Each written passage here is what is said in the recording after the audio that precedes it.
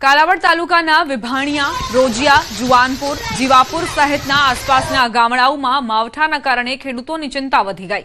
અગાઉ માવઠાએ ખરીફ સિઝનનો સોથ બોલાવ્યા બાદ હવે રવિ સિઝનમાં પણ આફતના મંડાણ થયા છે। ભર શિયાળે ગ્રામ્ય વિસ્તારમાં વરસાદી વાતાવરણ સર્જાતા ઘઉં, જીરું, ચણા, ધાણા, રાયડો સહિતના રવિ પાકનું વાવેતર કરનારા ખેડૂતોની ચિંતામાં વધારો થયો છે। કારણ કે ખરીફ સિઝનમાં નુકસાન બાદ ખેડૂતોને એકમાત્ર આશા રવિ સિઝન છે। એમાં પણ માવઠું થતા આખું વર્ષ ગુજરાન કેમ ચલાવવું એ મૂંઝવણ છે।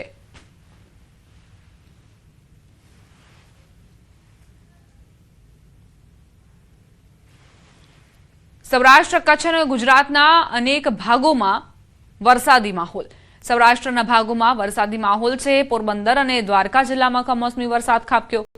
પોરબંદરમાં કેટલાક વિસ્તારોમાં વરસાદ વરસતા ભર શિયાળે ચોમાસા જેવો દ્રશ્યો સર્જાયા। બીજી તરફ બનાસકાંઠામાં પણ વરસાદી વાદળો ઘેરાયા હતા। અત્યાર સુધી કડકડતી ઠંડી પડી રહી હતી, ધુમ્મસની ચાદર પથરાઈ રહી હતી, ત્યાં ભર શિયાળે માવઠું ત્રાટક્યું। કમોસમી આફતના દ્રશ્યો પોરબંદરના છે। શહેરના વિવિધ વિસ્તારમાં મોડી રાતથી જ ઠંડી ગાયબ થઈ ગઈ હતી અને વાદળછાયું વાતાવરણ સર્જાયું હતું। વહેલી સવારથી જ કમોસમી વરસાદ વરસવાનું શરૂ થઈ જતા ખેડૂતોના જીવ અદ્ધર થઈ ગયા હતા। રોડ પર પાણી વહેતા થઈ જાય એવો વરસાદ પડ્યો હતો। આ બાજુ પોરબંદરની જેમ જ દ્વારકાના વાતાવરણમાં પણ પલટો આવ્યો હતો। ભાણવડ, જામખંભાળિયા સહિતના ગામડાઓમાં કમોસમી કમઠાણ સર્જાયું। છૂટો છવાયો વરસાદ નોંધાતા ખેડૂતોની ચિંતામાં વધારો થયો, કેમ કે જીરું, ચણા, ધાણા, ઘઉં સહિતના પાકને નુકસાની થવાની ભીતિ સેવાઈ રહી છે। બનાસકાંઠામાં ભર શિયાળે કાળા ડિબાંગ વાદળો ઘેરાયા છે। બનાસકાંઠા અને આસપાસના વિસ્તારમાં વાદળછાયું વાતાવરણ સર્જાયું છે, જેના કારણે ખેડૂતો ચિંતિત બન્યા છે।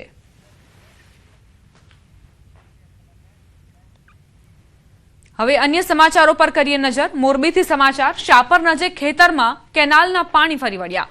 કેનાલ ઓવરફ્લો થતા ખેતરોમાં પાણી ઘૂસ્યા। ઘઉં, જીરું સહિતના પાકને વ્યાપક નુકસાનીની ભીતિ। સમગ્ર મામલે અધિકારીને જાણ કરાઈ છે।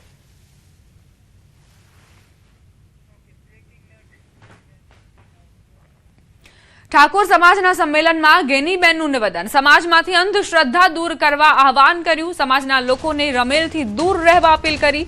રમેલ યોજવાના બદલે શ્રમ કરવા માટે ગેનીબેન ઠાકોરે આહવાન કર્યું। શિક્ષણ તરફ આગળ વધવા અનુરોધ કર્યો। બનાસકાંઠાના સાંસદ ગેનીબેન, જેમણે સમાજને અંધશ્રદ્ધામાંથી ઉપર આવવા માટેનું આહવાન કર્યું છે, શિક્ષણ તરફ આગળ વધવા અનુરોધ કર્યો છે।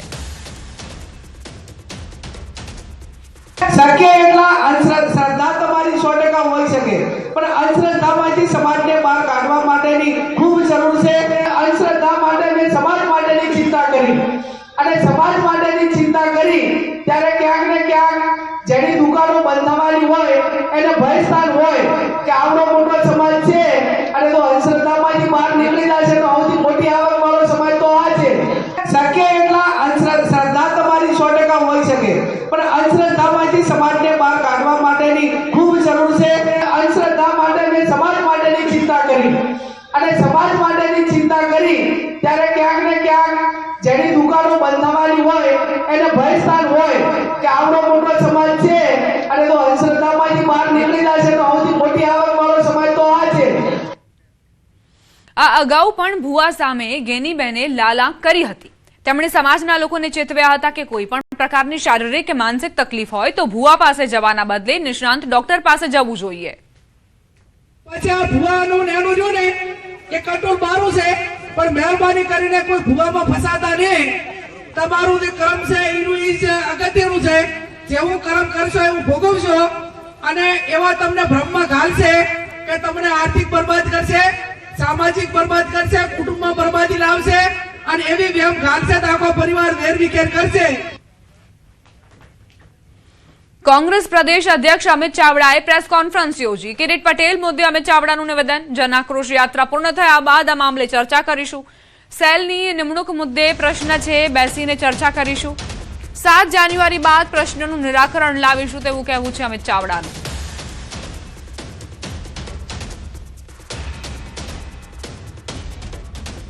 કિરીટભાઈ સાથે વાત થઈ છે। અમારો એક સેલ ડિપાર્ટમેન્ટનો પ્રશ્ન છે અને 7 તારીખે અમારી આ યાત્રા બાદ બધા સાથે બેસીને એનું નિરાકરણ લાવીશું। ભાજપના સંગઠન બાદ કોંગ્રેસનું સંગઠન બનશે. કોંગ્રેસ પ્રદેશ પ્રમુખ અમિત ચાવડાની જાહેરાત. જાન્યુઆરીમાં અંત સુધીમાં કોંગ્રેસ નવું સંગઠન જાહેર થશે. સંગઠન અંગે હાલ પ્રક્રિયા ચાલી રહી છે.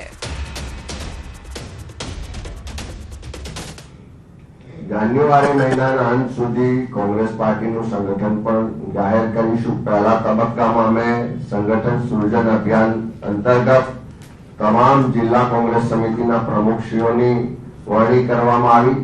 એ જ રીતે સંગઠન સૃજન કાર્યક્રમ અંતર્ગત આખા ગુજરાતના તમામ તાલુકા કોંગ્રેસ સમિતિના પ્રમુખશ્રીઓ, તમામ શહેર કોંગ્રેસ સમિતિના પ્રમુખશ્રીઓ, તમામ મહાનગરોમાં વોર્ડ કોંગ્રેસ સમિતિના પ્રમુખશ્રીઓની વરણી કરવામાં આવી. જન આક્રોશ યાત્રાને લઈ અમિત ચાવડાએ માહિતી આપી. 1 જાન્યુઆરી 2026 થી રાજ્યવ્યાપી અભિયાન શરૂ કરાશે. 6 જાન્યુઆરી સુધી જનસંપર્ક ચાલશે. અભિયાન કોંગ્રેસના કાર્યકર્તાઓ દરેક પરિવાર સુધી જશે. સ્થાનિક સ્વરાજની ચૂંટણીઓ માટે મેનિફેસ્ટો તૈયાર કરાશે. લોકોના પ્રશ્નોને જાણ્યા, અનેક મુદ્દાઓ પર અવાજ ઉઠાવીને આંદોલનોની શરૂઆત થઈ. જનાક્રોશ યાત્રાના બીજા ચરણમાં પણ 20મી ડિસેમ્બરથી ફાગવેલથી શરૂઆત કરી અને મધ્ય ગુજરાતની આ યાત્રા અત્યારે ચાલી રહી છે અને 6 જાન્યુઆરી એનું સમાપન દાહોદ ખાતે થવાનું. ઉત્તર ગુજરાતના જિલ્લાઓમાં પણ માવઠાનો માર યથાવત છે. વાવથરા જિલ્લામાં વાતાવરણમાં પલટો આવ્યો. બપોર બાદ જિલ્લાના ઘણા ભાગોમાં વરસાદી છાંટા નોંધાયા. ભર શિયાળે વરસાદ થતા ખેડૂતોને પાક નુકસાનીની ભીતિ સેવાઈ રહી છે. ભર શિયાળે કઈ રીતે વરસાદ વરસ્યો તેના આપ દ્રશ્યો